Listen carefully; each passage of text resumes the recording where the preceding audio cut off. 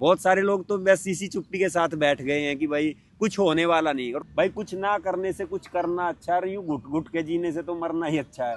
176 दिन से यहाँ पर धरने पर बैठे हैं, गर्मी में बैठे हैं। सभी को तो भाई को नौकरी पैसा ला, उसको तो जरूरत नहीं, उसको धरने पर जाओगा तो उसकी नौकरी खतरे में हो जाएगी।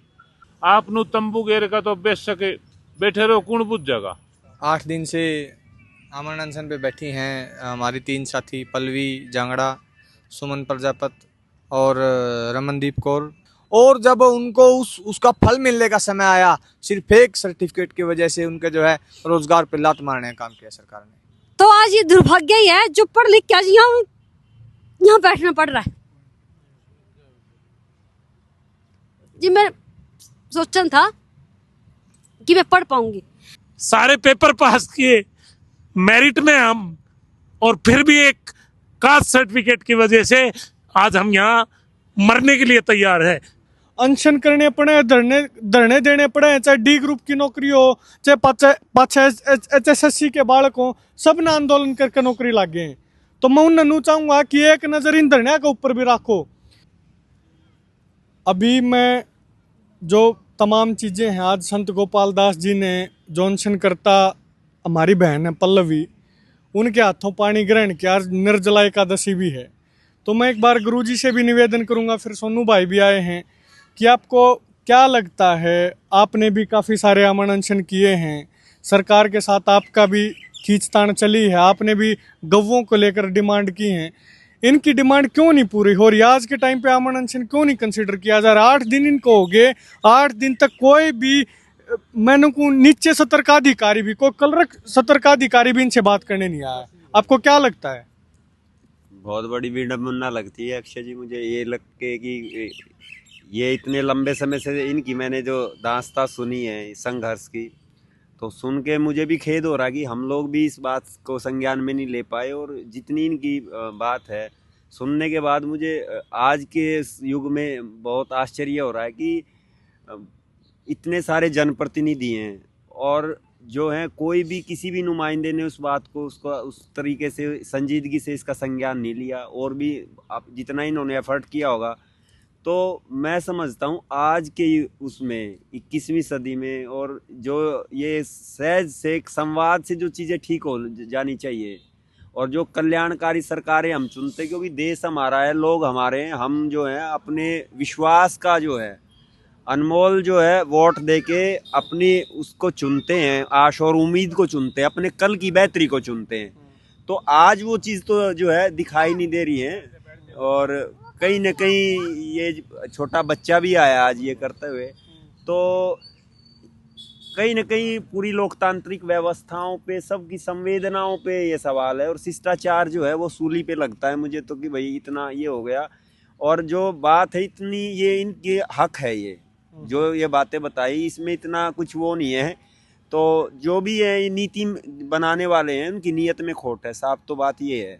और कुछ जिस तरह के ये प्रयोग हो रहे हैं ये मानवीय संवेदनाओं के साथ, ये जो है कहीं ना कहीं जो है आने वाले उसके लिए एक बड़ी चुनौती है। और कोई अगर, मैं समझता हूँ कि बहुत सारे नेताओं को बर्थडे की जो है विश करने जाते हैं लोग, पूरा सारा बहुत सारा ये करते हुए मैं देखते हैं।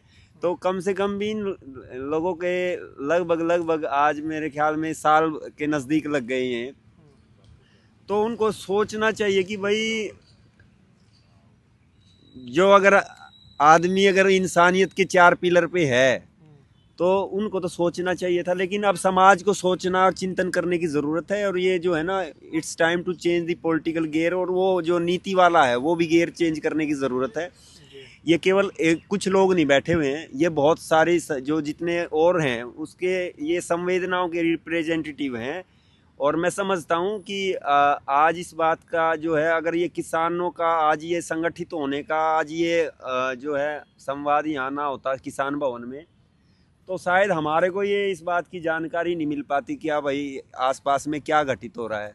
तो मैं आपको भी कहूँगा कुछ ऐसी जो हैं जो मुख्य जो चीज़ें हैं, और कुछ आप ऐसा बनाइए। मैं तो आपको कह रहा हूँ कि जो हरियाणा में कुछ आसपास ऐसी आहट हैं ताकि लोगों के जहन में रहे, रूबरू हों। वैसे तो हर कोई आज अपने को ठगा महसूस कर रहा है, उस तरह का जो है इतना जो अच्छा वातावरण है नहीं अपने जो है युवा पीढ़ी का। बेरोजगार की तो आत्मकथा इतनी है कि मतलब पूछ ही नहीं कह सकते। पर बहुत सारी बातें हैं, वक्त का तगाजा इतना ही है कि इस जो है पूर्णकालिक समाधान की मैं बात कर रहा हूँ कि औपचारिकता रूप में ना तो मैं आया हूँ और ना ये लोग बैठे हुए हैं।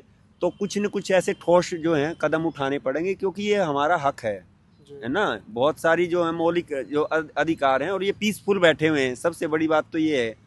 तो किसी को थोड़ा सा भी कुछ हो जाए तो लोगों का तांता लग जाता है। अगर कुछ ऐसी मिस हैपनिंग हो जाए इस देश में, दो वक्त में जो ऐसे नवरात्र आते हैं, बहुत पूजा करते हैं, बेटी बचाओ वाले भी वही हैं, बहुत सारे बातें बोली जाती हैं, लेकिन वो मैं नहीं समझता कि ये सबका विकास है।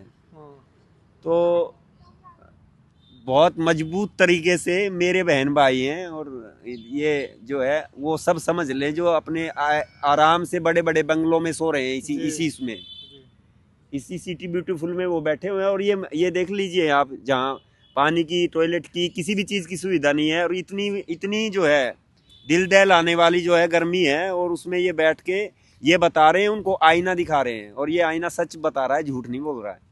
तो मैं यही शुभकामना संदेश करता हूँ कि अब जो है, अभी नहीं तो भाई यही है कि जो ये कर रहे हैं, अगर इनकी कोशिशों को अगर वो आगे इस बात पे वो नहीं करते हैं तो फिर ये जो चीज़ें हैं, और एक अल्टीमेटम आज हम डिसाइड करेंगे इसके बाद, और फिर उसके बाद जो है कुछ ये चीज़ें दिखने को मिलेंगी। ये जो है ये हमारा एक स्कूल ऑफ एक्टिविज्म ही चल रहा है, सिखा रहे हैं कि हम जिंदा हैं।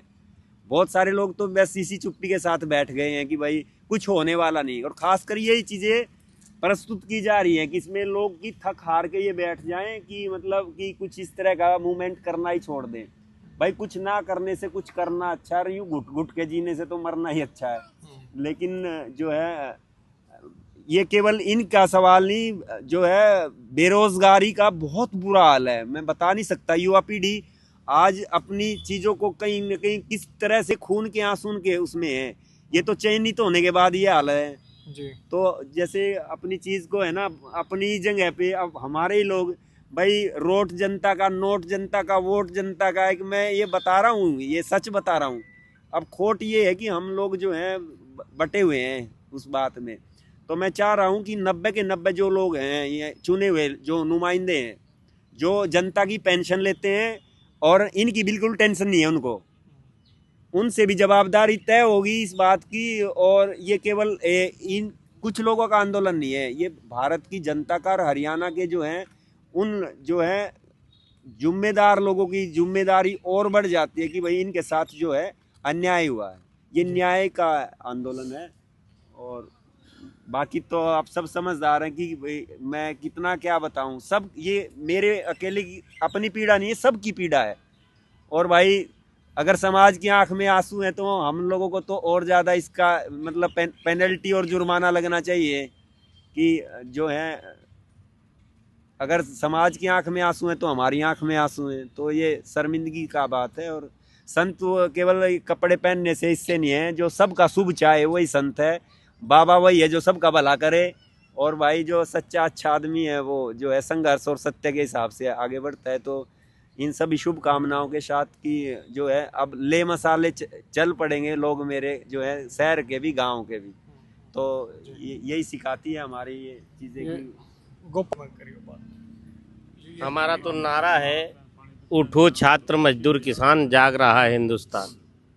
अगर राजा हमारे देश के लाडली बहना योजना ला रहे हैं, अभी जो भाई पीएचडी है, आपने बड़े सपने दिखाए, किसानों ने अपनी ज़मीन जायदाद घर सब दांव पे लगा दिए।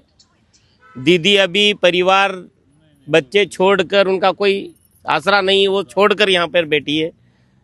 नारी अपमान से रावण नहीं बच पाया, नारी अपमान से न धृष्टराष्ट्र कंस कोई नहीं बच पाया। अभी के सिस्टम में बैठे लोग अगर सोचते हैं कि हम बच जाएंगे तो ये दिन में सपने देख रहे हैं, मौत उनकी भी तय है। परंतु हमारा एक ही है, जिंदा है तो जिंदा दिखना चाहिए। अभी ये हमारे धैर्य की परीक्षा है। ये 8 दिन से आमरण अनशन पर बैठना, यहाँ पर जातियों को समय के अनुसार पलट देना और तनख्वाह अनपढ़ों की भी तय हो गई, विधायकों की, लोफरों की, क्रिमिनल और भ्रष्टाचारियों के भी मर जाएंगे तो भी पेंशन मिलेगी। यहाँ जिंदा लोगों के चूल्हे जलाने की दिक्कत है। इसलिए एक बात कहना चाहते हैं कि सीमा पर मरता है किसान, खेतों में मरता है किसान, और विद्यार्थी कर पढ़ाई यहाँ बैठा है। ऐसे माहौल में अगर देश का राजा गांव में, देश विदेशों में अगर वोट मांग रहा है तो इससे बड़ी कोई निर्लज्जता नहीं है। इसी जनता ने वोट देकर चुना, इसी जनता से चुने हुए विद्यार्थी अपना हक मांग रहे हैं, अपना अधिकार मांग रहे हैं। और दो चीज़ें हैं, इन्होंने जिस प्रकार की पढ़ाई की है, इनको इनका हक दीजिए। हम मध्य प्रदेश से आते हैं, मध्य प्रदेश में और सभी दूर ये पूरे देश में माहौल बना है कि आप डबल से एग्ज़ाम दो। अब जो शिक्षक 76 में लगा, 80 में लगा या 90 में लगा, उसका डबल से, इस प्रकार के सिस्टम को इसलिए कि पूरे देश को ब्यूरोक्रेट के हवाले छोड़ दिया। ब्यूरोक्रेट उनके हाथ में है और कंपनियां अब देश चलाएगी, और ये सिस्टम पूरे कंपनियों के हाथ में भेजने के लिए इस प्रकार का जो रचना सरकार और पद्धति बना रही है, ऐसा राष्ट्रीय किसान मजदूर महासंघ कतई नहीं होने देगा। हम सरकार से ट्रेड यूनियन में रजिस्टर्ड होने के नाते मध्य प्रदेश और राष्ट्रीय इकाई की ओर से मांग करते हैं कि इन जो इन्होंने अभी जो हक और अधिकार की मांग के लिए इन्होंने जो पढ़ाई की है और इनका जो नंबर है 176 दिन से यहाँ पर धरने पर बैठे हैं, गर्मी में बैठे हैं, अपने परिवार को, अपने बच्चों को छोड़कर बैठे हैं, राजा को और सिस्टम में बैठे लोगों को आप सोच लेना चाहिए, नहीं तो बात निकलेगी तो दूर तलक जाएगी। लोग बेवजह खामोशी का सबक पूछेंगे। भारत माता की। बेरानी दफर बाकी नू अपना महाराज जी आ रहे हैं, अपने गुरु जी गोपाल दास जी भाई, इन्होंने बताया था भाई यहाँ अपना एक ऐसे ऐसे धरना चल रहा है। भी चलो हम भी चलते हैं। तो भाई धरने पर तो मीटिंग में तो आए थे हम, तो सारी धरने पर हंडे जाए, लेकिन ये जो इनकी चुगरदे को देखा है ना, सारी जगह ऐसे ही काम चल रहा है। किसी को मर के नाम गुआना पड़ रहा है, अपनी मांग मंगवानी पड़ रही है, किसी के साथ धोखाधड़ी कर रहे हैं, किसी नीट का पेपर लीक कर रहे हैं, किते मतलब कुल मिला के सारे देश का बेड़ा गर्क कर दिया। और मुझे नहीं लगता भाई मतलब इस देश का समाधान ये लोग कर देंगे, क्योंकि आज हम 3 धरनों पे 4 धरनों पे आज हम गए हैं। अब गिने चुने कितने का आदमी हैं, अब सभी को तो भाई को नौकरी पैसा ला, उसको तो जरूरत नहीं, उसको धरने पर जाएगा तो उसकी नौकरी खतरे में हो जाएगी। ये भाई वर्ग आ रहे हैं, नरवाल वर्गे भाई, जिनसे पढ़ाई लिखाई न मतलब टाइम पे इनका मुकदमे ला दिए। भाई महाराज जी गोपाल दास जी वर्गे आ रहे हैं और भाई आ रहे हैं, लेकिन हमारा तो मकसद यही है भाई इन बहनों की, इन भाइयों की सुननी चाहिए सरकार ने, जो राजधानी में बैठे हैं। आज तो हम कई बार यहाँ पहले भी लिए धरना पे, रैलिया में, पंचायत में, लेकिन इसी जगह घेर रखे। मुझे तो लगता नहीं आप लोगों की कोई शुद्ध भी ले लेगा। क्यों सीधे रोड पर तो लिकट जाए, रोड पर तो आप अलग अलग से बैठे हो, ना यहाँ पानी की व्यवस्था है, ना यहाँ फ्रेश होने की व्यवस्था है, ना यहाँ कोई टॉयलेट की व्यवस्था है, कहीं भी कोई व्यवस्था नहीं है। और यहाँ अपने उनकी ओके का अपना वो बागड़ी लुहारे की डाल अपना तंबू गाड़ के बैठे हैं, बढ़िया घरों से, पढ़े लिखे परिवारों से, और भाई अपनी मांग मांगने के लिए जंगल में बैठे, लेकिन कोई सुध लेने वाला नहीं है। ये तो हमारे गोपाल दास जी आगे, इन्होंने मेरे को बताया भाई ऐसे ऐसे बात है, एक बार वहाँ भी चलते हैं, वहाँ भी चलो। क्यों हमारी मीटिंग थी आज जो 35 सेक्टर में ट्रेड डील पे, अब उसकी ट्रेड डील की करके आए थे, इनको पता चला भाई यहाँ भी बैठे हैं, हम तो पहली बार आए हैं हमारी बहनों का, भाइयों का अपना जो हौसला बढ़ाने। तो भैया बिल्कुल गलत बात है। इसकी एक डेट धरो, एक डेट पे आप लोग सभी को बुलाओ और इनको थोड़ा सा कान खुलाएंगे। आप नु तंबू घेर का तो बेच सके बैठे रहो, कौन बुझ जाएगा। आप तंबुओं में रोटी होटल पर खाया हुआ आर्डर बना लो, ऐसे कोई नहीं पूछता। अरे भाई साहब वहाँ 14 दिन के अनशन पे थे, 74 टी लगाएगा झूठी और मतलब अनशन तड़वा के उल्टी पैड ले गए।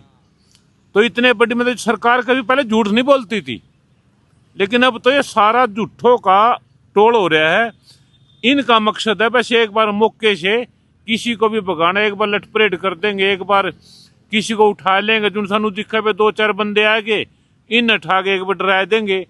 तो कुल मिलाकर भाई इनका कोई भी मकसद ऐसा नहीं है जो इनकी मांग मांगने का कि ये पूरी कर देंगे, और ना ही ये ऐसी जगह बैठे हैं। ये जगह भी गलत है भाई, लठ लागो चाहे जेल में गिरो भाई, जगह हमने देखो जब इन्हें को तकलीफ नहीं होगी तो ये क्या मानेंगे, ये नहीं मानना करते। ये तकलीफ है, इसका अपनी कमेटी बना कर चाहे सीएम हाउस आगे बैठो, चाहे किधर रोड के ऊपर बैठो, लठ ला कर कितने जेल में गिरेंगे, एक आधा कुछ कर, जब भी तो काम चल रहा है। कितने दिन होली इन भाइयों ने बैठे ना, ये 18 जून 2026 से बैठे हैं, 18 से बैठे हैं ना, 75वां। अरे भाई साहब आड़े तो मतलब कि आड़े तो जी जनोर कीड़े मकोड़े पता लेना आ सका, सरकार नहीं आ सकती यहाँ। कैसे आ जाएगी सरकार, बता दे कुकर आ जाएगी। हमने राह बूझ बाज का टोना पड़ेगा, तो सरकार ने कुछ आंख तो खोल लो।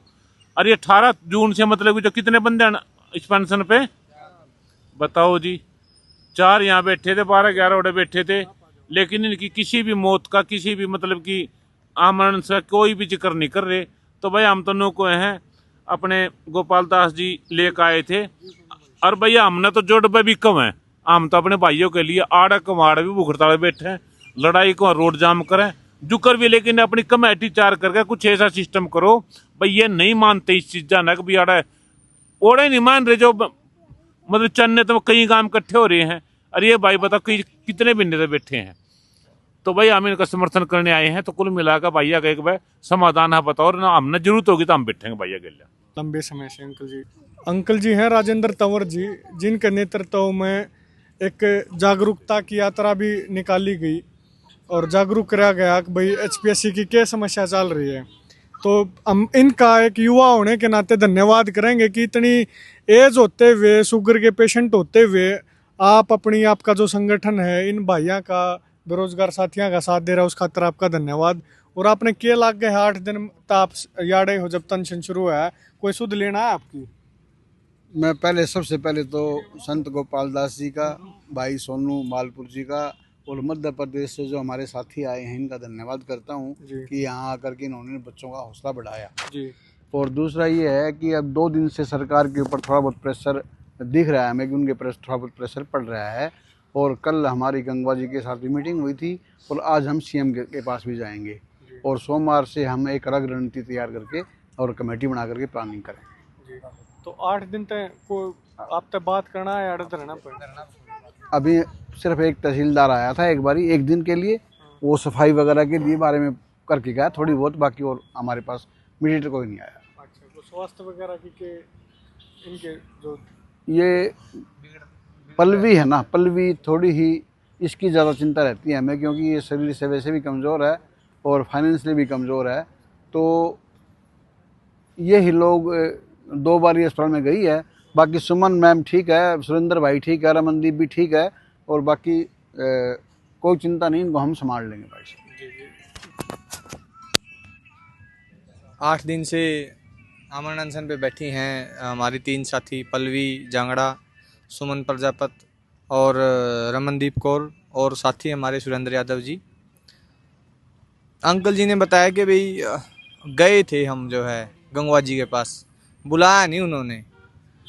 जब उनको ओबीसी के नाम पे वोट चाहिए होती हैं, ओबीसी के नाम पे टिकट चाहिए होती हैं, तो ये लोग ढूंढ ढूंढ के वोट निकालते हैं, रिश्तेदारों को भेजते हैं कि जाओ फलाने गांव में फलाने घर में अपनी वोट है, फलाना रिश्तेदार है। अब भाई क्यों भाई गंगवा जी, आरती राव जी, राव नरेंद्र जी, राव नरवीर जी, इंद्रजीत जी, राव इंद्र जी, अब कहाँ गए? ये ओबीसी समाज की लड़कियां, ये अपनी जान देने तक को तैयार हैं एक नौकरी के लिए। क्या इनकी जान इतनी सस्ती है कि आप इनका हाल चाल भी ना पूछ सको आके? क्या इनको मरने के लिए छोड़ दोगे? अरे कम से कम पूछो तो सही इनको। कि आपकी समस्या क्या है, या सिर्फ एक सीट घेरने के लिए एमपी एमएलए बन गए हो, मंत्री बन गए हो, अपना घर चलाने के लिए एमपी एमएलए बने हो। अपना घर तो हर कोई चलाता है, एक मजदूर भी दिन रात मजदूरी करके अपना घर चलाता है।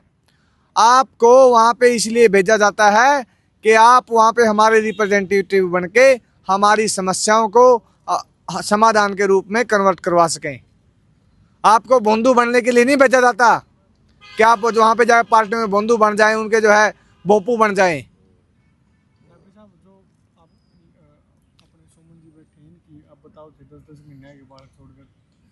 जो पल्लवी जांगड़ा हैं, आज बेचारी रो पड़ी थी इस बात को याद करते हुए कि जब वो पढ़ाई कर रही थी तो उनका 10 महीने का बच्चा था, और जो है जब वो प्रेग्नेंट थी तब भी वो अपने बच्चे को पेट में लेकर के और पैदा होने के बाद भी उनको छोड़ करके पेपर दिए हैं, पढ़ाई की है, तैयारी की है। कितनी पीड़ा होगी उनको जो ऐसे समय में पढ़ के आए हैं और जो योग्यताएं हैं वो हासिल करी हैं, और जब उनको उसका फल मिलने का समय आया, सिर्फ एक सर्टिफिकेट की वजह से उनके जो है रोजगार पर लात मारने का काम किया सरकार ने। कितनी घिनौनी और कितनी गंदी मानसिकता, घटिया मानसिकता है एचपीएससी की और एचपीएससी के चेयरमैन की, इस बात से अंदाज़ा लगाया जा सकता है। और खासकर शेड्यूल कास्ट और बैकवर्ड के प्रति जो है क्या ये मानसिकता रखते हैं, ये यहाँ से पता लग सकता है कि भी 440 बच्चे जिनकी ज्वाइनिंग होनी चाहिए थी आज तक ज्वाइनिंग नहीं दी है इनको। ये बताएंगी। हाँ जी, मेरा नाम बबली कश्यप है और मैं तो ये कहूँगी मेरा दुर्भाग्य है कि मैं हरियाणा में पैदा हुई। मैं सच में बहुत ही हताश हूँ, निराश हूँ इस सरकार से, क्योंकि जहाँ से मैं आई हूँ मैं सपने में भी नहीं सोच सकती कि मैं पढ़ सकती हूँ। मैं 6 बहनों की बहन हूँ और 8वीं क्लास में मेरे स्कूल से नाम कटवा दिया गया था। और हमारे घर में 2-3 भैंसें थी और मैं घर घर जाके दूध बेचने का काम करती थी। उस टाइम पे बाइक वगैरह थी नहीं, घर घर लड़कियों को भेज देती थी मेरे में डोले डाल के, उसे घर दिया उसे घर दिया। और जब मैं एक बनियाने घर दिन दूध देने के लिए गई, वहाँ पे एक गाना चला हुआ था, बीजेपी सरकार लेके आई थी, बच्चा बच्चा पढ़े हम स्कूल चले हम, नई उम्मीद आई स्कूल चले हम। वो लड़की, 2 छोटी वाली लड़की जो एक पेंसिल पे बैठ के उड़ती थी, मैं रोने लगी वहाँ पे। मैं क्या, मेरे को तो पढ़ना है, मेरा तो नाम कट चुका है। मेरे 8वीं क्लास में अच्छे नंबर आए थे, 80% से भी ऊपर नंबर आए थे, पर भी नाम कटवा दिया गया था क्योंकि मैं लड़की थी। और मेरे घर में हम 6 बहनें थी और मेरी मम्मी को पूरे शरीर पे इतनी गंदी बीमारी थी, पूरे शरीर से ऐसे पानी चलता था, उनके हाथ की कोई रोटी नहीं खा सकता था। इवन उसके पास भी बैठ के हम रोटी नहीं खा सकते थे। अगर मैं सारा दिन बाहर काम कर रही थी, शाम को घर आती थी ना, तो घर से बाहर चौधरी बैठ के रोटी का गुल्ला बना के खा लेती थी, पर घर में रोटी नहीं खाती क्योंकि घर में हमारे मांस की स्मेल आती थी, सारे घर में गंदी दुर्गंध आती थी। मेरे पापा दिहाड़ी मजदूरी करने वाला था, हमारे घर में खाने के लाते थे, हम पढ़ कैसे लगते। 6 बहनें थी, एक भाई था, घर में कोई बहन नहीं पढ़ाई गई क्योंकि पैसे की तंगी बहुत ज़्यादा थी। पर मैंने वो सॉन्ग सुना, रोई बिलकाई, पड़ोसियों के पास गई। एक पड़ोसी को तरस आया, बोला कि चला ऐसा है तेरा ओपन से एडमिशन करा दूं। मैंने कहा ओपन क्या होता है। उस टाइम पे जो फीस लगी तो मैंने वहाँ से खेतों में दिहाड़ी करनी शुरू करी। 25 रुपये से मैंने दिहाड़ी करनी शुरू करी थी जी। और हमारा एरिया मशहूर है, मैं त्रावड़ी से बिलोंग करती हूँ। गांगर पधाना, सोकड़ा डाना, आसपास के सभी एरिया में दिहाड़ी पे जाती थी। मैंने भिंडी तोड़ी, टमाटर तोड़े, खड़ पारा, जीरी लगाई, हर तरह की, यहाँ तक कर जी मैंने गर्दन में संगाड़े भी तोड़े। हर एक आदमी जो मेरे समाज का जानता है कि लड़की कैसी आई। मैंने अपनी किताब खुद खरीदी, मैंने अपनी फीस खुद भरी। मेरी घर से मुझे सहयोग ना बोल का हुआ ना पैसे का हुआ। मेरी माँ एक घर थी, पास होगी अगली क्लास में चली जाएगी, फेल नहीं हुई। मतलब कि बोल का भी सहारा नहीं था ना पैसे का सहारा था। तो आज ये दुर्भाग्य ही है जो पढ़ लिख के आज यहाँ बैठना पड़ रहा है जी। मैं सोचना था कि मैं पढ़ पाऊंगी, पर पता नहीं भगवान ने कैसे न कैसे मेरा साथ दिया। मैंने BA करी, MA करी, HTET करा, CTET करा, ये सारे एग्जाम यहाँ तक कि क्वालिफाइड करके आज यहाँ है, एक नौकरी लगने का सपना लेके, और सरकार ने 1 मिनट में सारे सपने पानी फेर दिया। ये मेरा आज लग रहा है इन बहनों की भी हालत देख के कि हरियाणा में पैदा होना और पढ़ना, समाज की बरखिलाफी करना, मेरे तो घर को साथ नहीं दिया।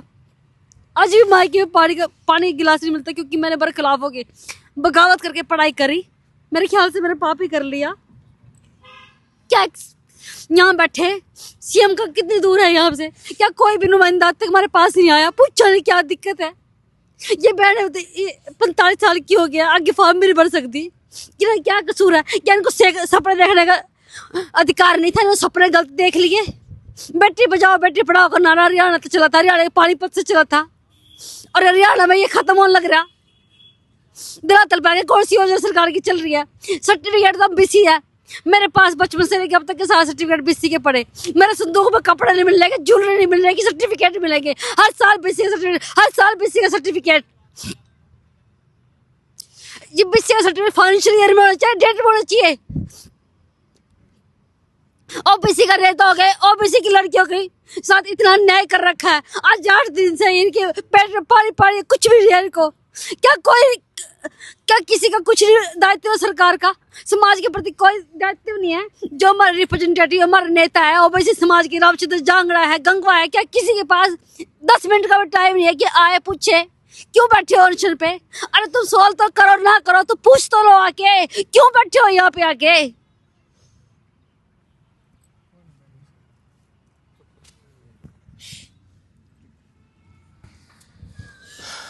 बड़े दुख की बात है, मतलब मेरे पास कोई शब्द नहीं है। जो कर सारी बहन बैठी हैं, कोई कश्यप समाजते हैं, कोई प्रजापत समाजते हैं, कोई खाती है, कोई छिम्बी है, या सरकार ढिंडोरे पीटे है, ओबीसी मुख्यमंत्री है। यो करे हैं भाई उस जात बिरादरी के मुख्यमंत्री बन के। कहूँ तो नुआ ये हमारे हितान सुरक्षित रखेंगे, लेकिन जिस बिरादरी के वो हैं उन्हीं के हिता को सुरक्षित नहीं रख पा रहे। कितनी मेहनत है इस, या जो बाण ने बताई सारी चीज़, इन्हें क्यों कर मेहनत करी है और क्यों कर यार तक पहुंची है। 42 साल 45 साल इनकी बेटी बहन की होली, ये सुमन जी बैठी हैं, इनके छोटे छोटे बड़कन छोड़ के इन्हें पढ़ाई करी है। पता नहीं क्यों, मतलब क्या चाहो ये लोग। लेकिन यह बात सुरेंद्र जी भी अनशन पे हैं।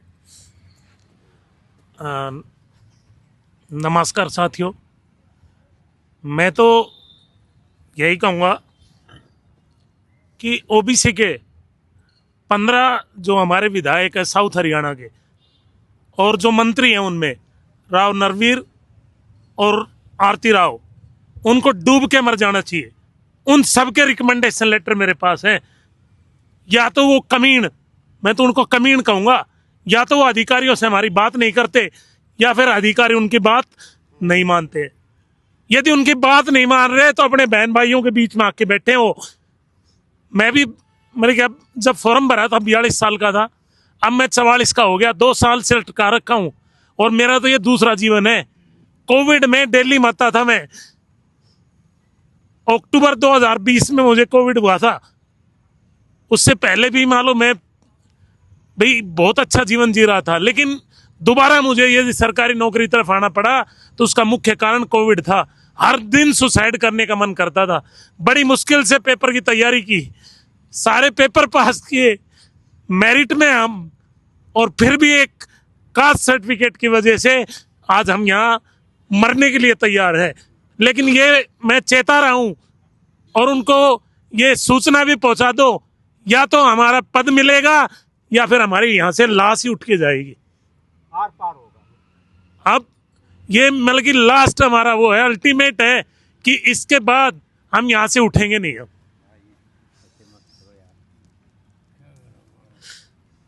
अब ये कालियां नहीं उठेंगी, ये हमारा मतलब कि चेतावनी है। या तो हमारे समाज के नेता, समाज के जो विधायक मंत्री, चाहे पक्ष का हो या विपक्ष का हो, या इस दरी पे आएगा, अनलेस हम यहाँ से उठ के नहीं जाएंगे। ये हमारा अंतिम निर्णय है। मैं इतना ही कहना चाहूँगा, हर यूनिवर्सिटी कॉलेज में पढ़ने वाले विद्यार्थी थे कि आज जो यह समस्याएं फेस करने लग रहे ना, आप जो सोचो लाइब्रेरी में पढ़ के तैयारी करके अपना रोजगार मिल जाएगा, मेहनत तो रोजगार नहीं मिलते हैं हरियाणा में। अनशन करने पड़े, धरने देने पड़े, चाहे डी ग्रुप की नौकरी हो, चाहे पाछे HSSC के बालक हो, सब ने आंदोलन करके नौकरी लग गए। तो मैं उन्हें चाहूंगा कि एक नज़र इन धरने के ऊपर भी रखो। हर एक साथी तो अपील करूंगा पढ़ने वाले हैं कि इस धरना पाओ, इसने मजबूत करो। अगर ये जीतेंगे तो आपके राह खुलेंगे, आपके आगे के रास्ते खुलेंगे। हम जितने भी समाज के हमारे बहन भाई बैठे हैं, किसी भी समाज का बैठा हो, हर ओबीसी समाज के भाई बहन खातर, हाँ। और आने वाले टाइम में जितने भी किसान संगठन हैं उन तक भी जोड़ी पसारांगे, हाथ जोड़ांगे, उन सब तक भी निवेदन करांगे, सब ने इनकी गला जोड़ांगे। और इस लड़ाई को मैं सैनी साहब हम चेतावनी दे रहे हैं, अगर इनका किमें होया ना, ईंट तो ईंट बजा देंगे इस सरकार की, चाहे किसी भी हद तक जाना पड़े। या मैं संत गोपाल दास जी को साक्षी मान के उनकी प्रेजेंस में यह बात कहने लग रहा हूँ, अगर इनका किसी भी साथी का कुछ होया तो